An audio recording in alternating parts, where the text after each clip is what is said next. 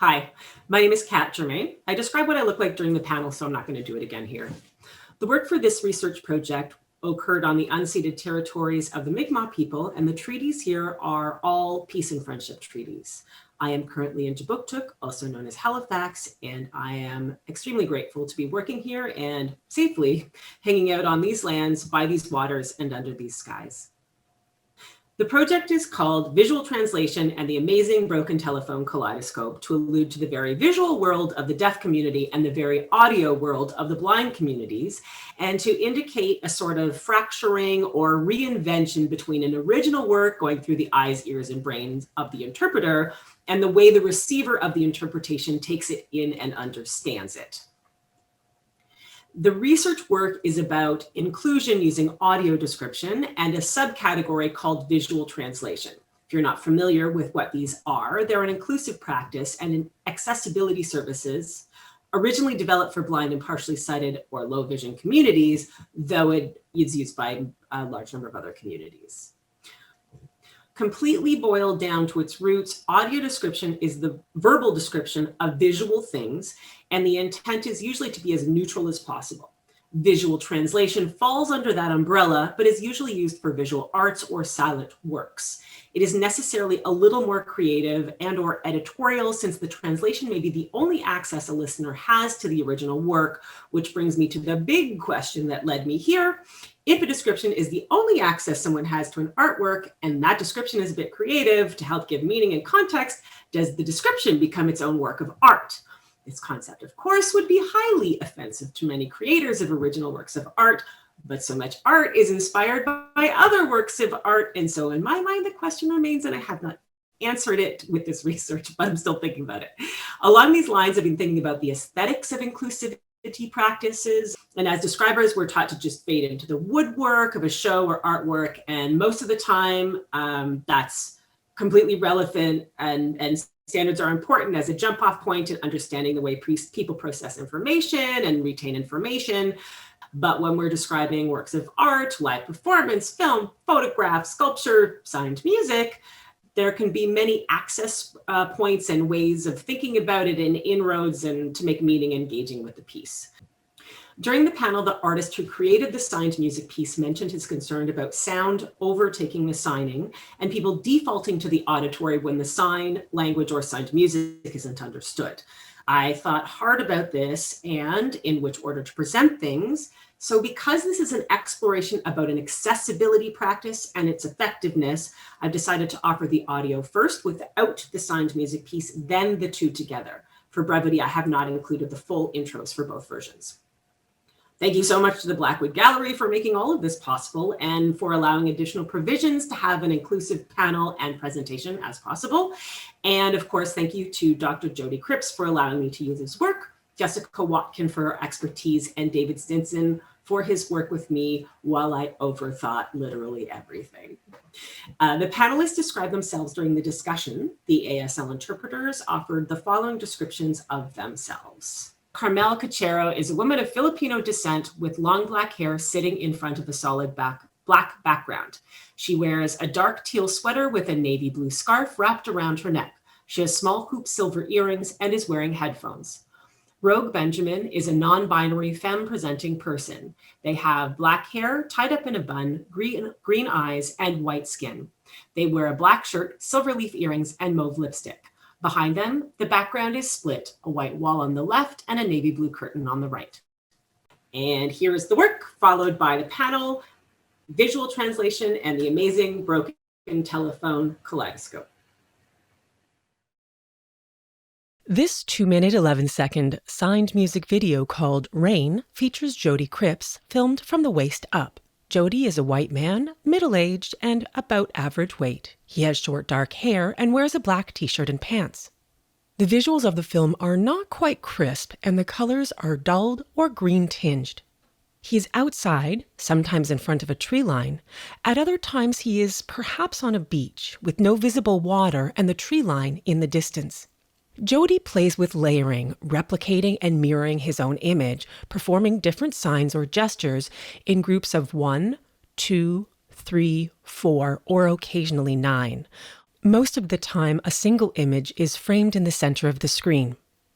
His performance is a series of repeated signs or gestures that fade in and out or are layered at different times, sometimes displayed together and sometimes on their own, almost like an instrument in a band, each with their own part fading in and out. Sometimes they have a solo or they play together, and at other times they blend into the background, though in this case they are not seen when they fade out. His signs and movements allude to the falling of rain or flowing of water.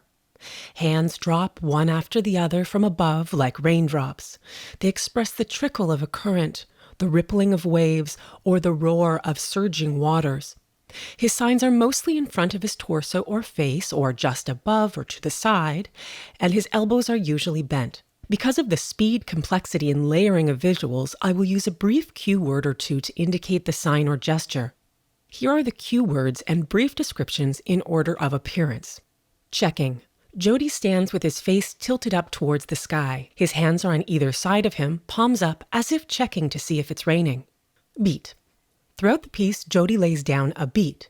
Both index fingers point down, and repeatedly one hand and then the other drops down from above his head to stomach height. As he does this, he grooves back and forth slightly. This repeated beat image fades in and out of the others throughout the piece. Trickle. An index finger runs from his fingertip to palm over his hand as if tracing the path of a trickle of water. Stillness. Jody stands, arms at his sides, with the tree line far behind him. Sheet. Jody points a finger diagonally down from above his head. He moves it from upper left to lower right at a steady pace, like a sheet of water being blown diagonally. Sometimes this image is reversed. Drops. Similar to beat, Jody points a finger down. He moves it at a steady pace, either straight down or diagonally from the side, but for drops, his body only moves very slightly. Splash. A single drop, a finger points down and is lowered, then both hands open as if a drop of water has hit a puddle and created a small splash. Waves. His hands face each other. His index finger and thumb create a loose C shape. He separates his hands as he gently moves them up and down, as if tracing a wave pattern. Heavy rain. Starting from his temples, he lowers both hands, fingertips down, to lower chest height.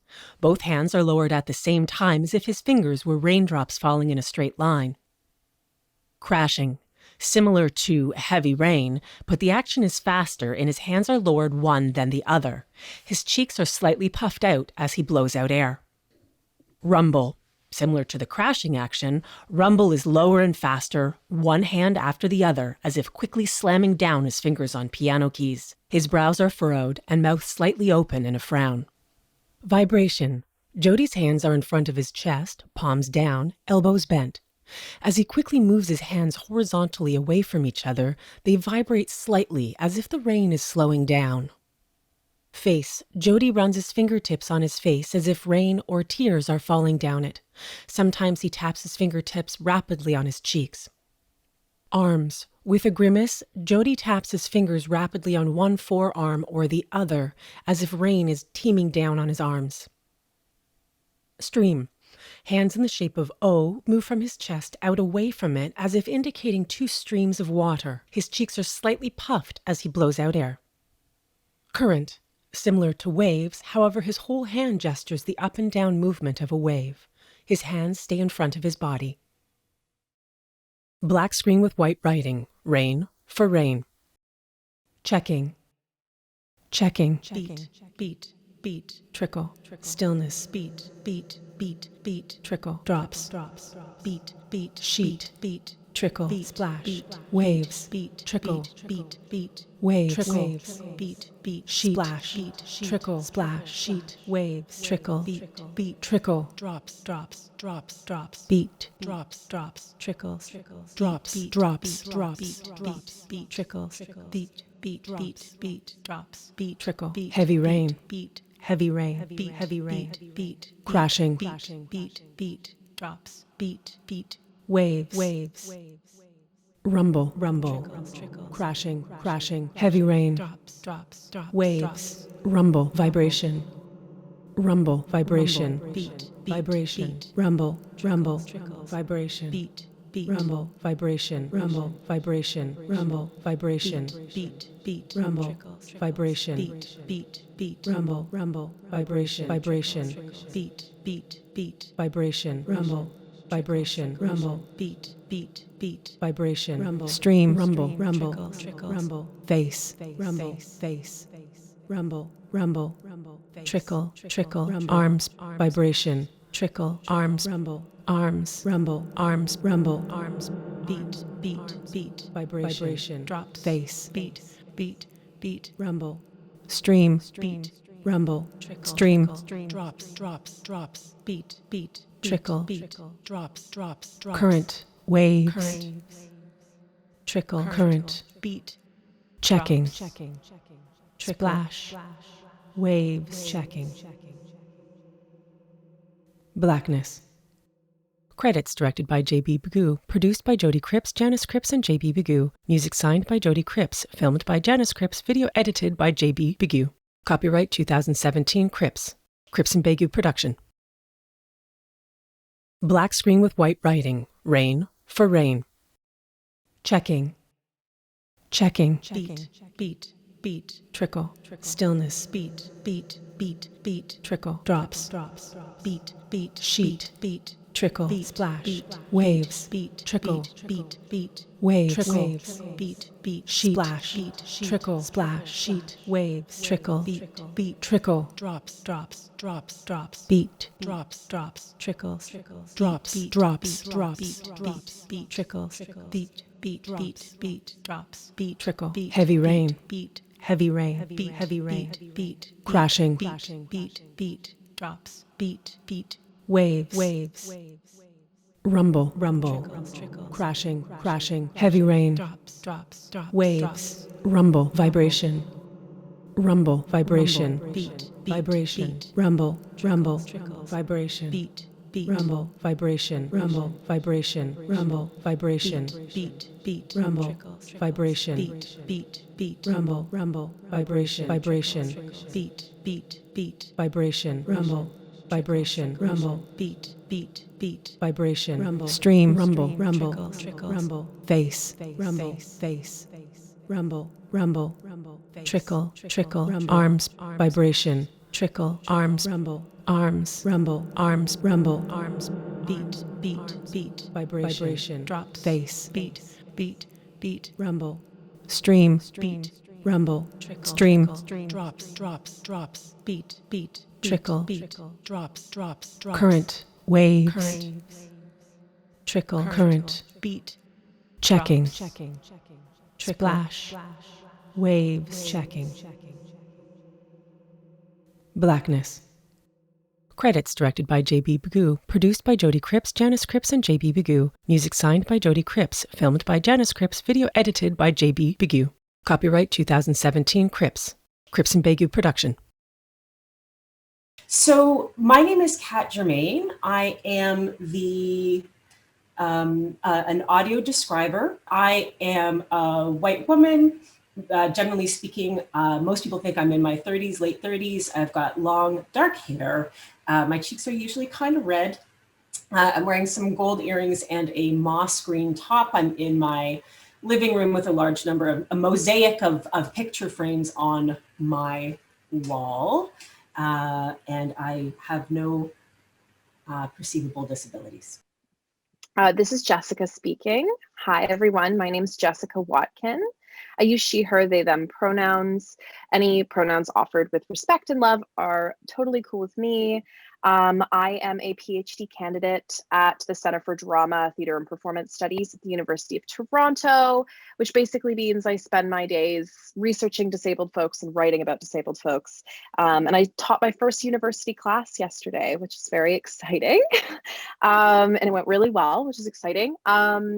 I am a white woman with oh gosh, I'm blind, so this is going to be a moment. Light brown hair, black turtleneck. I've got a necklace on, rose gold, large over the ears headphones, black glasses, My eyes are different colors, I've been told. I think they're blue and green.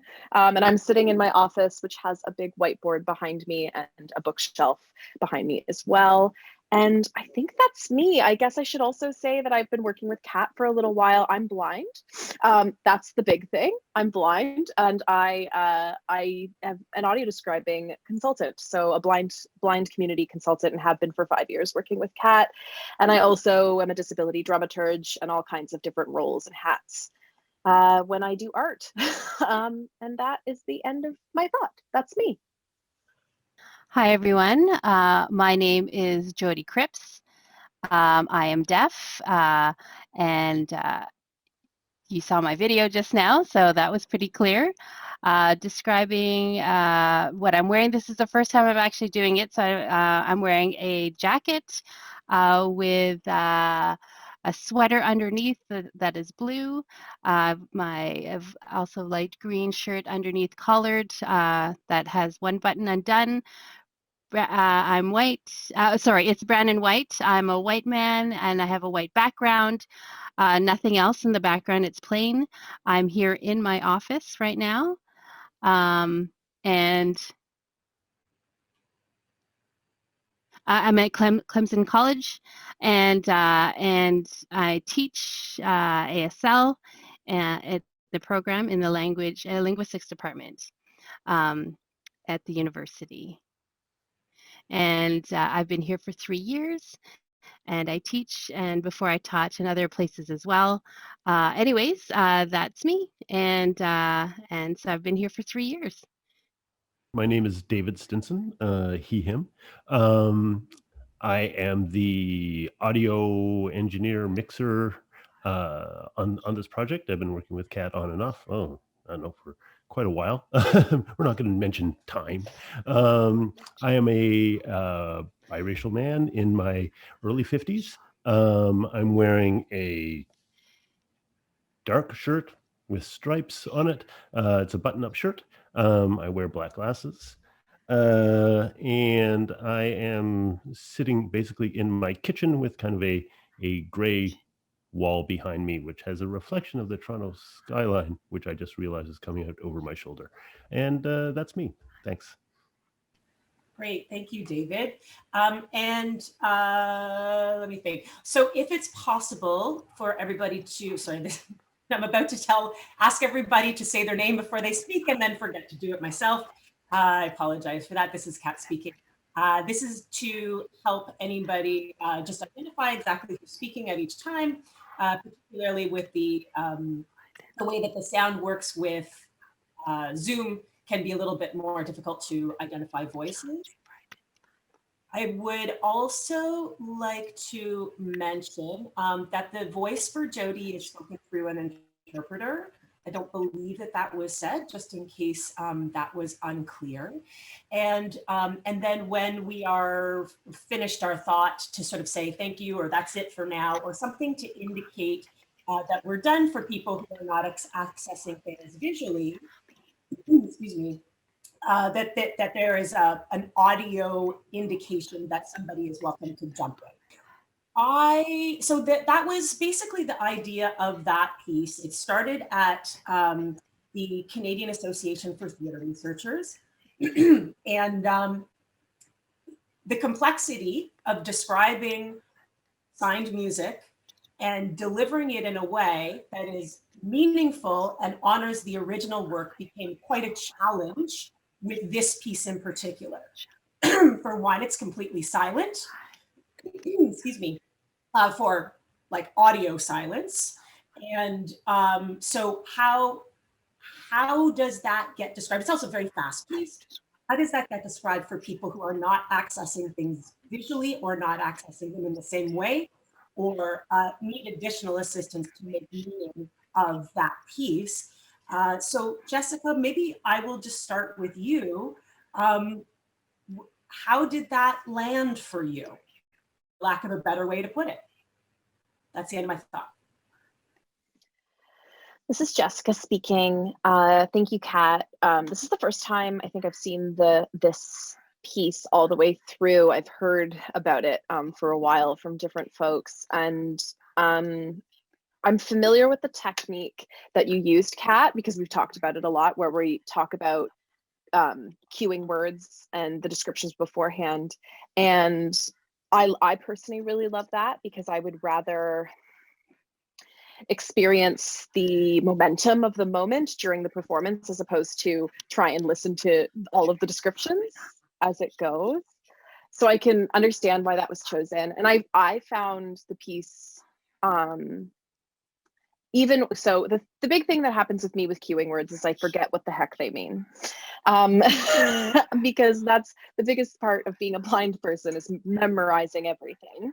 And I'm not great with memory. And so even though you just told it to me, I'm like, what is checking again? Because there's so many of them. However, what I found while experiencing the full piece was that I wasn't concerned about not remembering every moment of the description from that list because of the layering. And I actually think the sound design was really, it washed over me, which was really, really cool. I feel like, Kat, I've heard you speak so much in my ears, and I feel like that was a totally different experience for me, because I feel like you were using the words differently. And I really, really liked that. And I thought, I do have a little bit of vision, so I could kind of see what Jody was performing. And I loved the layering of it. I guess that's my first big comment, is I think that for me as a blind person, as someone who has very limited vision, that layering was really effective, and I could feel it and hear it in a very visceral way. And that's the end of my thought for right now. Thanks. It's Jody speaking right now through an interpreter. And yes, it was a little bit, I was a little bit surprised on how that worked, but I do understand the intention to have it accessible. Um, I did some accessibility work with a blind person, blind autistic person, and this is a while back, and just trying to figure out how to make it so. And my sister's also an actor, and they have there are other actors as well in my family, and artists, and trying to keep it simple. I do have layering in there, but for example, when I'm doing this with my hands, bent fingers over another hand with bent fingers, and to look over, and people see that and enjoy the show and what is happening. But I know that there's tactile for deaf blind folks that do also are involved in my projects and do experience that. And so the tactile movement, it's hand over hand, and they can feel the movements as they're going through the signing of tactile. So in terms of this, in terms of media and video media and how to get this out there, I do understand that this is necessary, and there is an intention behind it. And for hearing folks to experience a visual artistic piece and to have the signed music seen, and so it's just a different experience. It's different for me. It's a challenge to try to figure that out. But one thing that, from my understanding and what I've researched in terms of music, uh, I've asked if a person, if they're seeing a translation, if a person who is translating from a music, and they're basically watching the interpretation, like do they feel, I guess individual people, they have different interpretations of music or any art, so then it's basically filtering through an interpreter. So yeah, just a thought about that and how that experience impacts people. We're just switching interpreters now, so Rogue will be on screen. Thank you. This is Kat speaking. Yeah, it's one of the things that I came up against with this is, and this is something that I say to as many people as will give me attention, is that it is important to, as much as possible, work with an interpreter, a describer, when the piece is being thought of in its inception, so that there can be moments of collaboration, and that if it is going to be accessible eventually to more communities than necessarily the original purpose, that there's room for that, essentially. And what I would love eventually for this to be would be an installation that I work with signed music composers from the beginning. We add whatever needs to be done to make it accessible kind of in the gambit. And then I would also love to add some either tactile or like vibration mats or something like that would add another sense to the mix, potentially for deaf-blind folks, etc. David, you and I worked we talked this through for quite a while. Do you want to speak on some of the discussions we had, pitfalls, some of the things, because I definitely had to rein you in a few times because David, you have a musical background as well and really wanted to play with this. But we definitely had a few discussions there. Do you want to speak on that at all? That's the end of my thought.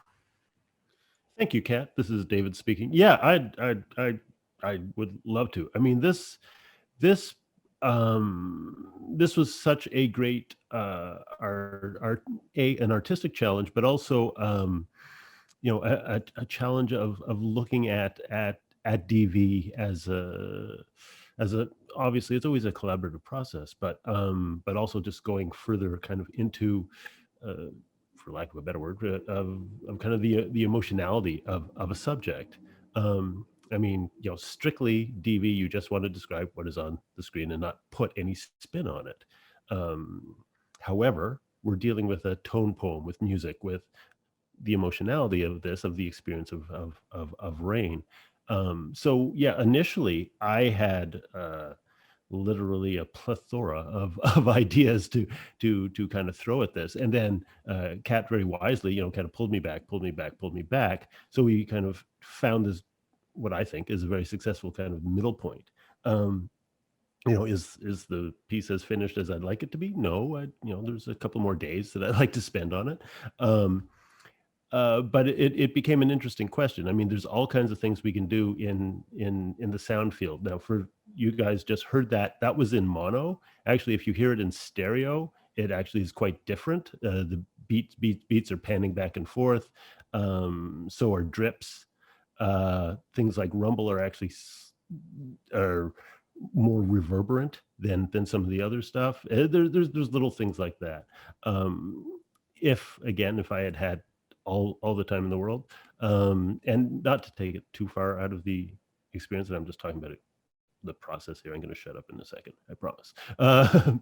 But things like Sheet could have had a reverse reverb, so they kind of slid in, that's English, slid in a little bit more, because as for those of you following the bouncing ball, you'd notice that some things don't line up properly with Jodi's signage. Is signage a correct term? I hope it is. I hope I haven't offended anybody. But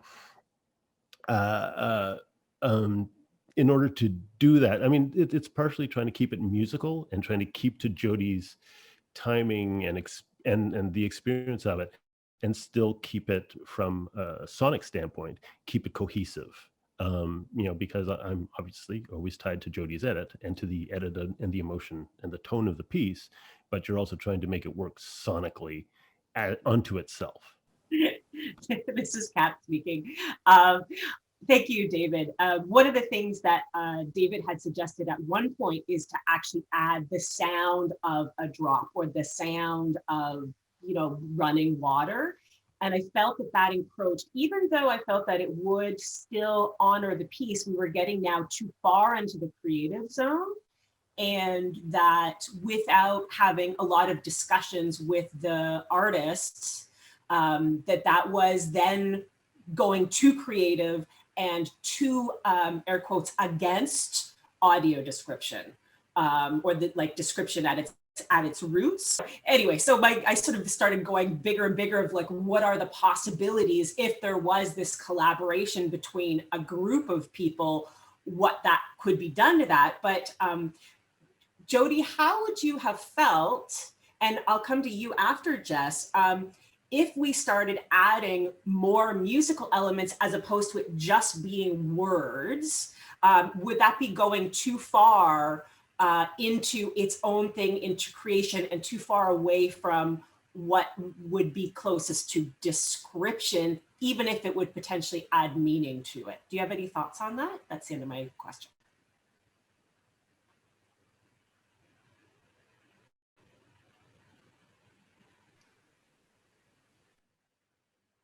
You're asking me or Jess? Sorry. Oh, sorry, Jody, you.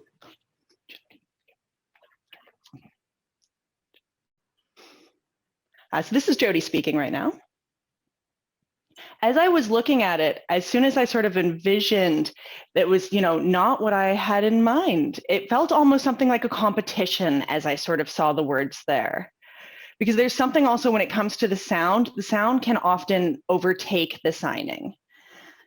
So there can be something, again, when I'm trying to bring up a sign as a way to have it as an equivalent experience to the sound experience. And obviously, when there are some deaf performers, they don't mind adding sound to their particular works. But for me, I find whenever I add sound, it becomes a bit of a competition for intention. I mean, yeah, it's not so much the creative elements that concern me. It's more about the taking over, because sometimes, especially when someone's looking at sign language, when they don't understand it, they'll immediately default to the auditory description or understanding of it, which can then take away from the actual visual aspects of it. So I definitely think it could be a good idea to add sound elements versus words. But yeah, there's that sort of idea of, years after years of listening to music, how can we sort of transfer that over to the equivocation of watching sound? What is the discussion around watching sound, and what does that look like, and how can we make that an equivalent experience? So that's just my personal experience, my thoughts. End of thought. This is Kat speaking. Thank you, Jody. Jess, do you have any thoughts about that? Anything to add? What's, I hear you, Jody, with the balance and that people would tend to sort of forget to really be watching if they can and choose to watch it. But then, specifically, this is supposed to be an accessibility design feature. Anyway, I'm sorry, Jess, I kind of asked you to speak and then I interrupted you before you could speak. That's the end of my thought. Jess, please share with me what you're thinking, what you're thinking. This is Jess speaking. Thanks, Kat. To me, my response to all of this is that as a blind person, I am happy to come out and say that I have no idea what signing looks like. I will tell you a very vulnerable anecdote that Kat already knows because she's the person who had to correct me. I have heard the term deaf applause a lot, or deaf accolades, or basically the sound of clapping as opposed in a sign area. I had never experienced what that was. I'd never seen it with my eyes. I'd never felt it with my body. And so I'm going to be vulnerable here. I'm going to sign something to you that might be mildly offensive, but it's because I literally didn't know. And Kat is smiling because she probably knows what I'm about to do. But I thought this was the chicken dance, for a very long time, because to me, that's clapping. And so I'm not familiar with signing in any way, shape, or form. I have never had access to it. That I say this actually with a grain of salt because Landon Krantz has done hand on hand with me, and I have learned signs. I know how to do thank you. It's one of my favorite signs to do ever, but I personally cannot read signs. And so for me, the words and the description of the words, and Kat also knows this because this is what happens when she would describe to me at an event what a sign looks like, I'll normally do it. I'll try to do it. So like if someone is describing their name sign, for example, I try to do it. And when I'm I do this because that's mine. Yes. But it's one of those things that I like to get the feeling of the signs into my body so that I can feel familiar. I feel more connected. And so I actually find that the words being described at the top with words and then being said through it, I imagine, I've only experienced it once, but I imagine listening to the describing track of each word and then watching it again. And every time having that experience, understanding and becoming more familiar with the signs. So I actually find that repetitive experience would be more beneficial for me as a blind person because I feel like I would eventually start to really understand the intentions behind the performing of the signs. Because at the moment, it's just sheet, sign, and I'm like, that actually doesn't take me away at all from what Jody is signing, because I'm trying to remember and embody and think about, and okay, so if these signs are happening at the same time, what does that mean? Like, that's what I've been asked to do with this performance. And I think that's really cool as somebody who has a hard time watching some deaf performance that use sign, that have captions or have a dubbing over top. But because I'm not familiar with the signs, or I'm not familiar with how to interact with the language, I feel really far apart. I feel really distanced as a blind person. And so this actually invites me in a way that I feel like I almost have control over, because I can put it into my body as well. And I think that's really cool. That doesn't really answer what we were talking about in terms of like adding more sound in. However, I think that it actually is better, is better for me. There we go. We won't generalize it. It's better for me to this way. Less is more for me here, because it helps me get into, I also love the idea of it kind of being silent as well. And it's so hard to explain that, but like the words wash over each other, the description washes over itself, but it still leaves room for a bit of quietude in the piece as a hearing person. And I think that also helps bring in that original silence, or the original non-auditory communication. I'm rambling now, so I'm going to stop talking, but that's kind of been my experience. That's the end of my thought. Cool. This is Kat speaking. Thank you, Jessica. Jody, do you have any thoughts about what Jessica just said about, that it's working for her, the silence, and, how as artists and consumers of art and people who are offering access to art, what are the ways that we can balance that essentially? Do you have any thoughts about that, Jody? How would you feel about, for example, working with a describer from the beginning of the process, or is that just going to take away? What are your thoughts? That's the end of my question, Jody.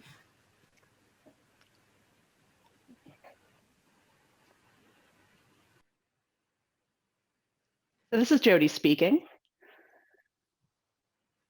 Yeah, I think for me, I really have to make the video in the beginning. Having any sort of influence in that beginning of the creative process, it's very distracting. So very much so finishing the video from my perspective as an artist. And then once it's finished, when it comes to video description or audio description, adding that afterwards. But yeah, when you come to balancing, as you just mentioned, I think it's so easy for sign to be overtaken and for sign to be distracted, because previously, there's not a lot of exposure or experience that we're seeing a lot of sign language art, and it's frequently shut down. So as my experience as a deaf artist, that's something where it can be difficult to balance. But what you were just talking about with like explaining the video and creating access, when it comes to visually having that access or hearing the access when it comes to the words, I definitely think having them both is nice to have that element. And also, if it's possible, depending what it is, hiring the interpreter too, and then they have someone to do tactile for deaf blind. So that way you'd also have that third physical element as well to balance it. Because if we've got, the VT talking, and then you've got someone who's deaf blind who wants full access, then how do you go and then create the elements that you have that you're speaking into Braille so that they could also figure it out? And then would that be as effective, or would it be more complicated to have a Braille version of the English version of the sign version? Or could you have someone who would be there who might also shadow the video in a tactile sign, and then the deafblind person would get more of an experience of the actual video itself as it's being reproduced into their language? So that would be my perspective. Okay, thank you. This is Kat speaking. Thank you, Jody. I guess we have time for one last question. David, because I had to sort of rein you in from really going very creative and sonic with the piece, and Jessica said actually that it worked better for her with the essentially this background silence, so there wasn't rain sounds or whatever. Does that shift anything about your thinking with how to approach this as an accessibility service? Thank you, Kat. This is David speaking.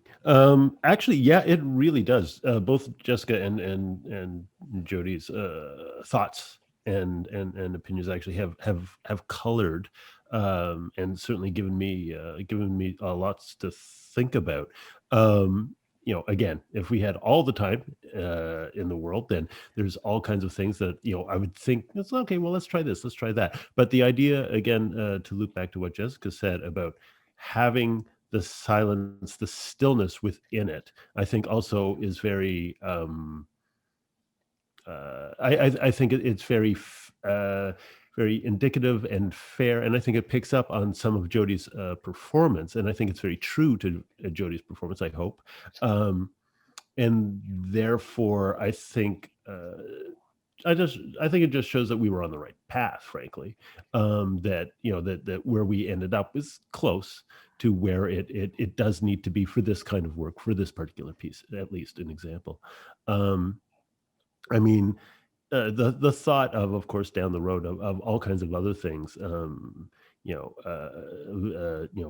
vibration pads and stuff like that. Maybe giving people little Wii remotes that have vibrators in them and stuff like that.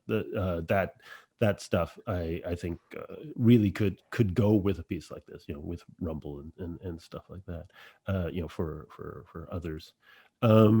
But it's the whole thing is fascinating, from top to tail. I'm Jody speaking here.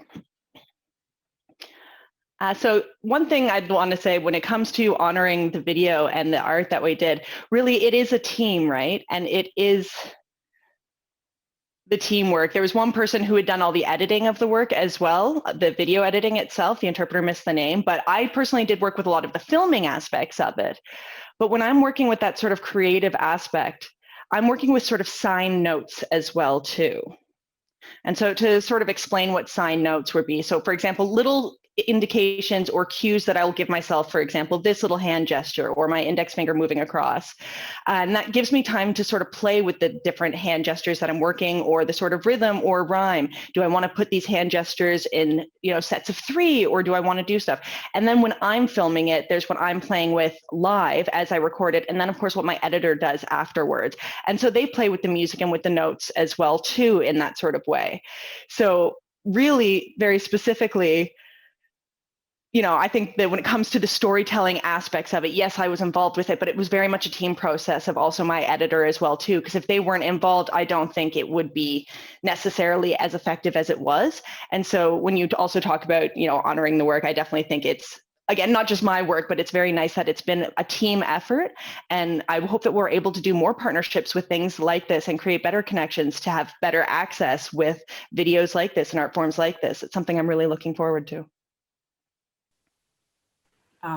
Cool. Thank you. This is Kat speaking. Thank you, Jody. And along that note, thank you to David for also doing all the sound design. And I also want to give credit where it's due to Jessica, because you were the person eons ago that gave that idea of kind of a layering, or we were working with a whiteboard and there were things that were bold-faced or underlined, and it was like, okay, well, what would happen if you had 2 voices saying a word that was bold-faced instead of just one voice? So that was you. This is you planted that seed many years ago, Jess. So thank you for that as well. With that, everybody, I thank you so much for your time and your thoughts. I am still going to be thinking about this forever of like, how do we do this? What do we do? And not just for signed music, but for signed languages in general when they are to be described. And one of the things I didn't end up doing as much as I would have liked to would be more of the emotion that Jody was feeling described in the piece itself. I got very fixated on trying to figure out the gestures and all the rest of it. But as we know, this was a research project and just at the beginnings of the exploration of this work. So thank you, everybody, so much for coming and sharing your time and your thoughts. And yay, that's the end of my thought.